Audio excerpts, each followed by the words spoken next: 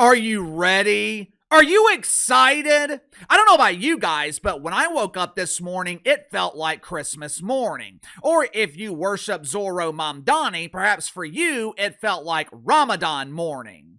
According to the worldwide leader in woke ESPN, this is the most wonderful time of the year because here in about an hour or so, the women's tournament officially begins in college basketball, or as ESPN prefers to call it, March Madness.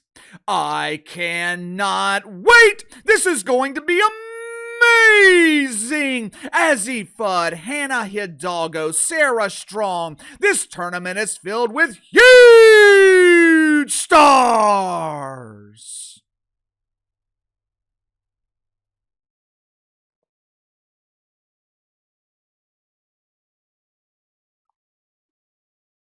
Who,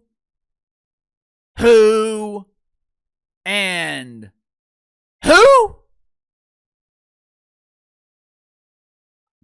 I'll be honest with you, I have not heard a damn thing about women's college basketball all season. I have seen more in the media about Unrivaled, and that dump is so irrelevant, it's the equivalent to a flea on an elephant's ass.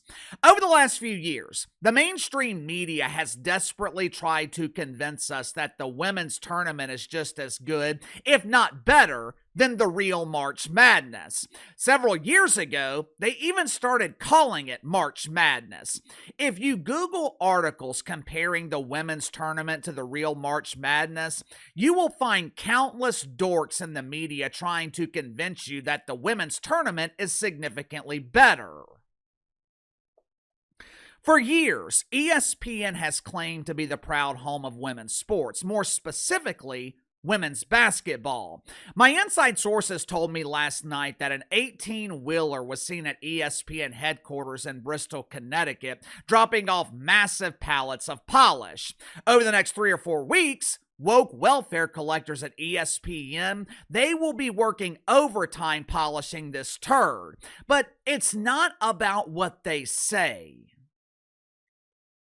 ESPN can virtue signal all they want. They can make themselves feel better by claiming that these women are major stars, but I am more interested in their actions, what they do.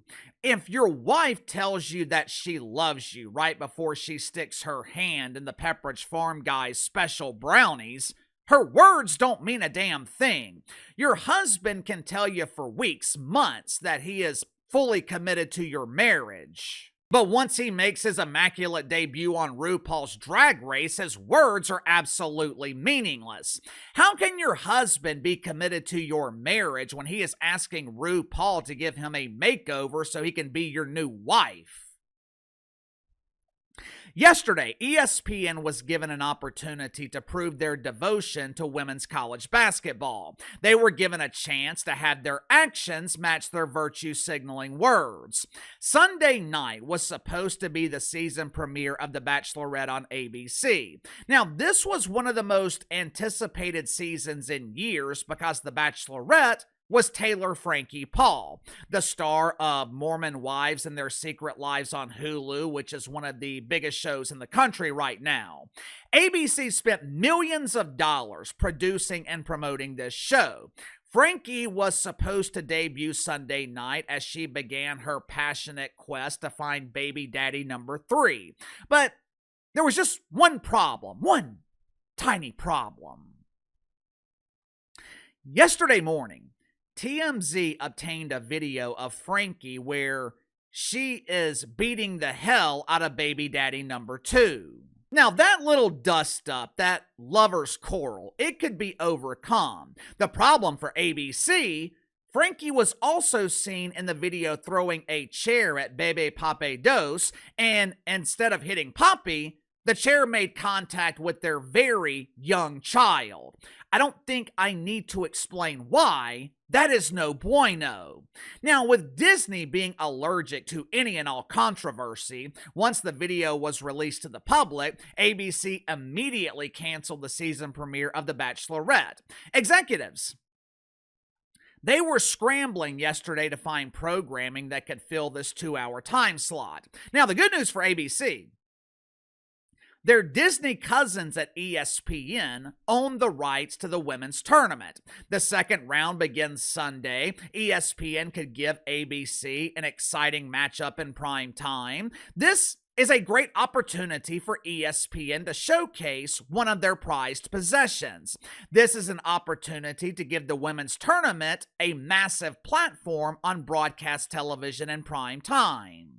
Dear ABC, I know you're scrambling right now, but we have some great news for you. We are willing to provide the high-flying action that can only be found in the women's tournament. Your crisis has been solved. We have saved the day. Just let us know which game you want, and we will make proper accommodations.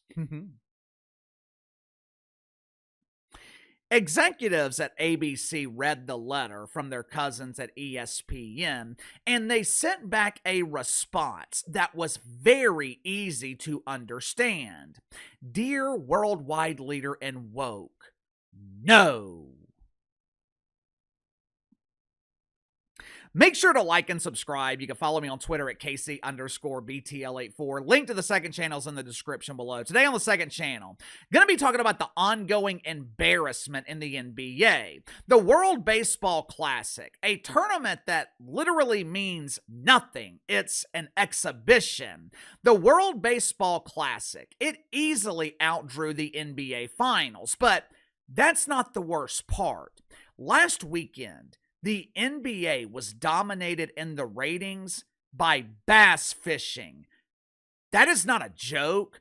This league that used to be the second most popular league in the country, it was beaten last weekend by dudes dipping their poles in a pond hoping to attract a goldfish.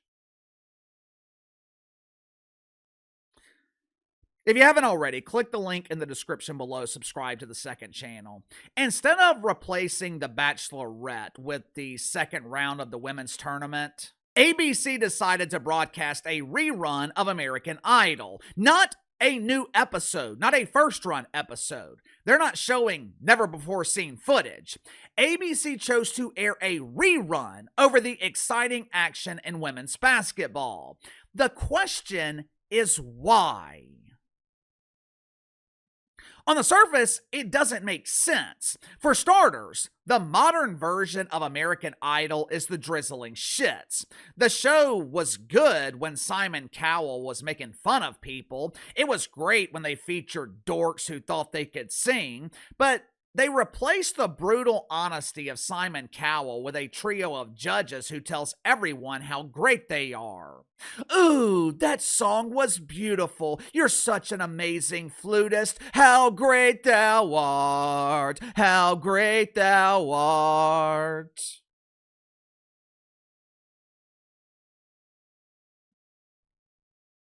American Idol is nowhere near as popular as it was 15, 20 years ago. Hell, in the mid-2000s, show was averaging 15, 20 million viewers. It was massive.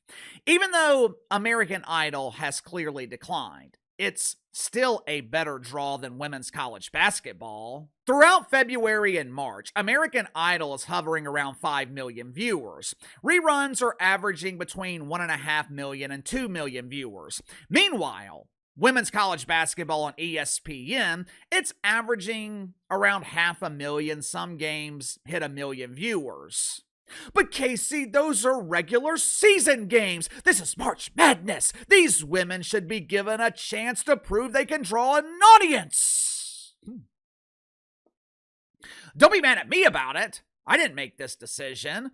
The decision was made by Disney, the same Disney who claims to be the proud home of women's sports. Now, if I had to guess, this was a business decision by ABC and ESPN. Pure speculation on my part, but I'm willing to bet ABC promised advertisers a minimum number of viewers on Sunday night in prime time. More importantly, I would imagine that ABC promised advertisers a certain demographic of viewers. Think about it. Who watches The Bachelorette? It ain't me. You know who watches The Bachelorette? My wife, your girlfriend, women between the ages of 18 and 49. You know what most of those women also watch? American Idol. You know what they're not watching? Women's sports.